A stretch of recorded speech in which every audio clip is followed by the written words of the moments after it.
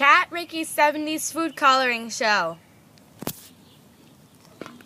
Hi! Today we're going to learn how to color peppermints, preferably Bob's Three Stripes, of course. My favorite, with McCormick's Neon Pink food coloring. Okay, so same thing as last time, but it's like pink, so we want it to be like reddish. It's good for like Halloween, like blood symbolizing it or whatever. And yeah, same thing as last time. Put it in. Roll it around with your fingertips. No, I'm sorry. I burst out in song all the time. It's like an apple.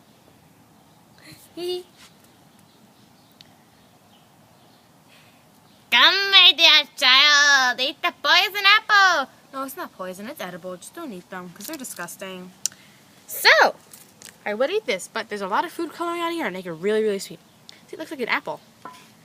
It's good for like American Girl dolls and stuff and whatever. But they're good for decorations and holidays and stuff.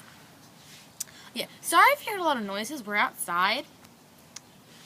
Oh, it's getting